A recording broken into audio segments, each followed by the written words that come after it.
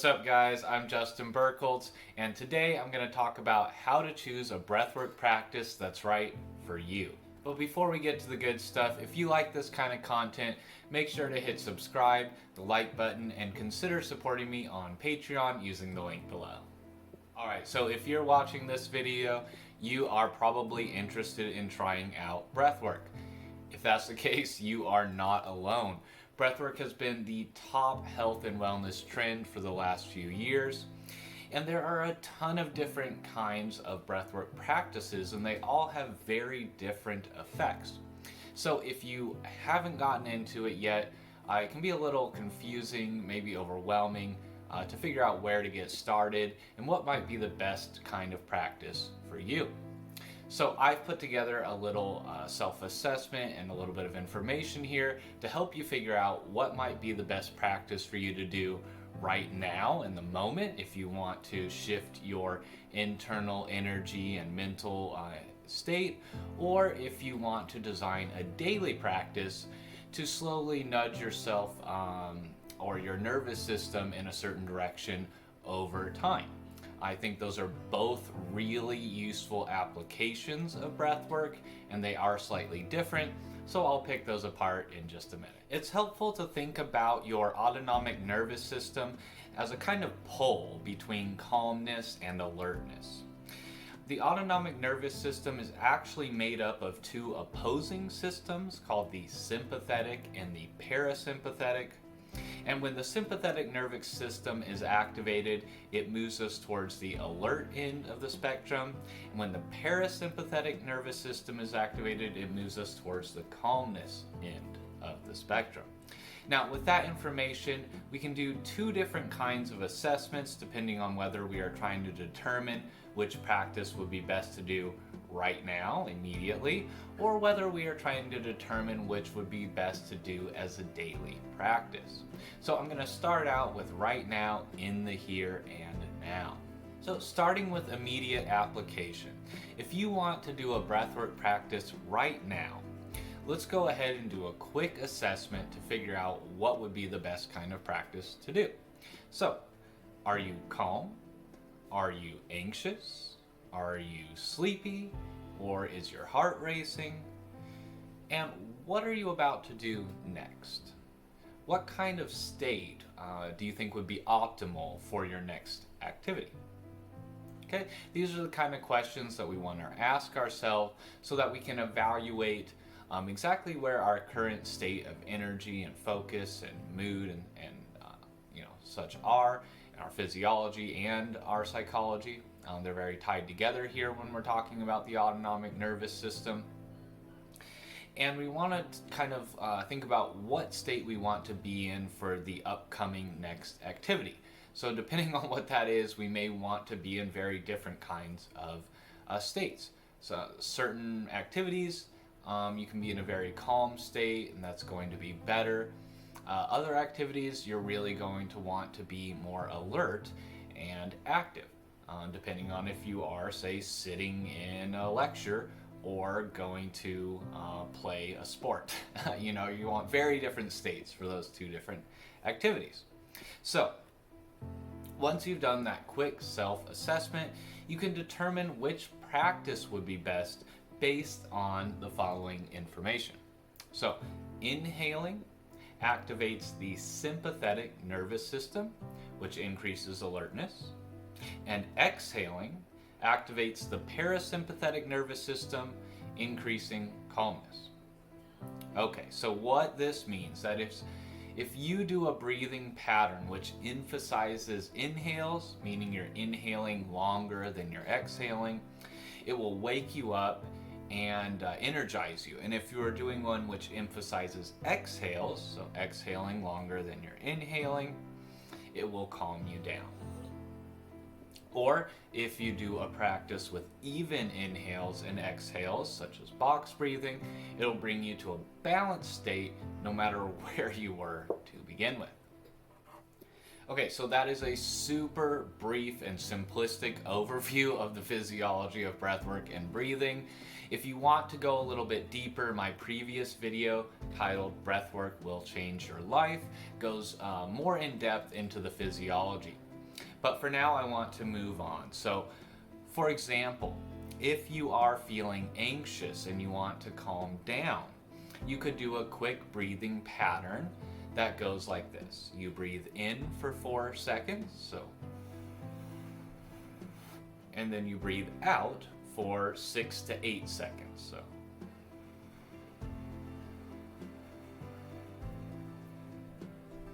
Okay, and then you just repeat that pattern for as long as necessary.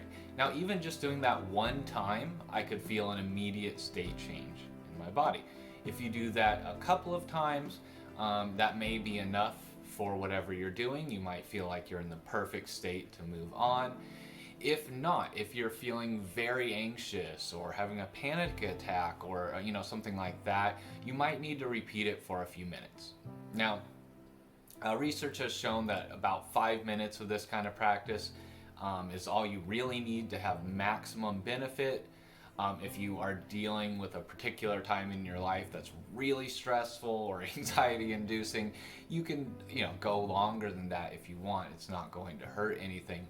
But usually you only need to do it from somewhere between a couple of repetitions to up to 5 minutes. Okay, so that was an example of a calming practice. Now, if you're feeling lethargic or tired or sleepy or something and want to energize yourself, you could do a type of intentional hyperventilation. Now, you've probably heard of hyperventilation as something that can happen unintentionally during a panic attack.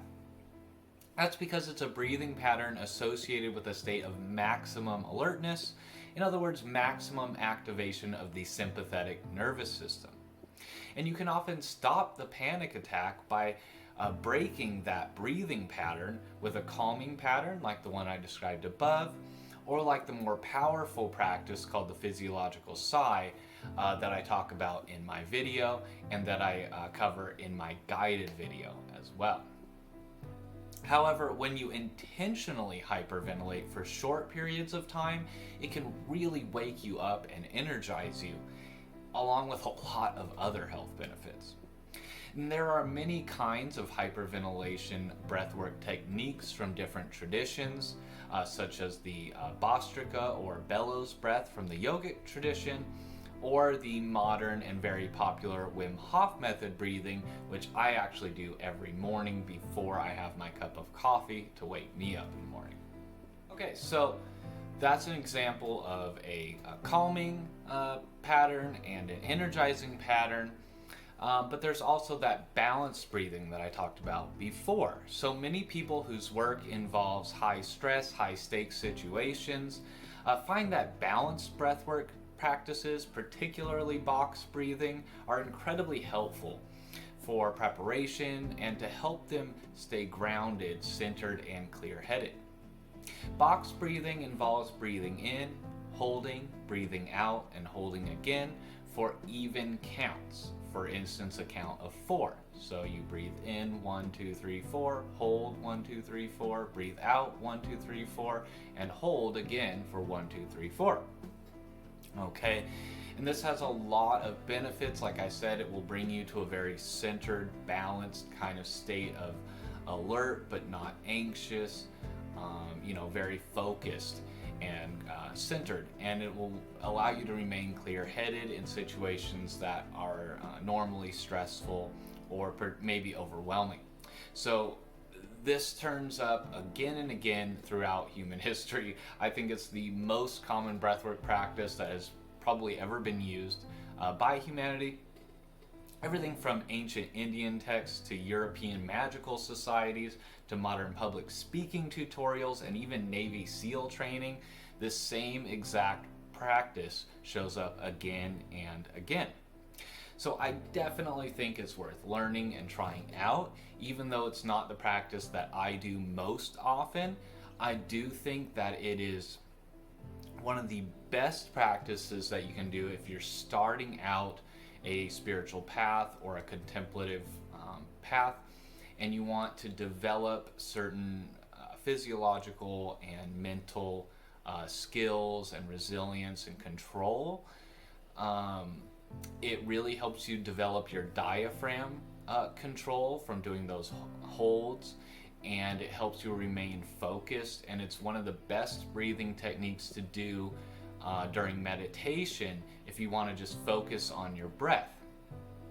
Counting out the 1, 2, 3, 4, 1, 2, 3, 4, 1, 2, 3, 4, and just focusing on your breath is a lot easier to focus and meditate that way than just kind of sitting there and doing like a traditional mindfulness meditation or something like that. So a lot of wisdom schools and mystery schools and things like that that teach contemplative practices, they tell people to start out with this specific practice. Now that we've discussed how to choose the right breathwork practice in the moment, right then and there, depending on what exactly is going on and how you're feeling at that time, I want to move on and talk about how to design a daily breathwork practice. Okay, so we're going to start off with a similar kind of self-assessment, but this time we're not going to focus on how we feel right now. Rather, we're going to think about ourselves in general, or possibly in the current phase that we're going through, and how we might be able to slowly nudge our nervous system to be more attuned to the life that we want to live and the way that we want to feel.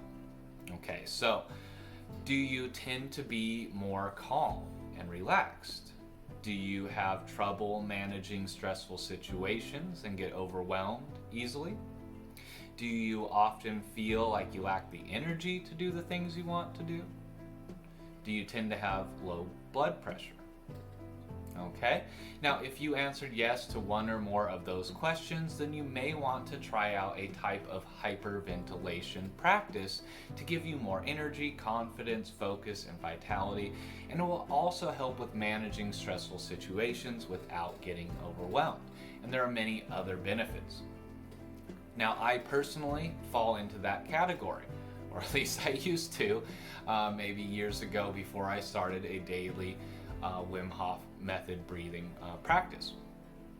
I definitely am towards the calm side of the spectrum and relaxed, and I used to feel like I had not enough energy to do the things that I wanted to do, to write what I wanted to write, etc. And a lot of that has changed from doing this practice every day, and I've been able to significantly reduce the amount of caffeine that I consume, which has improved my life in many other ways as well.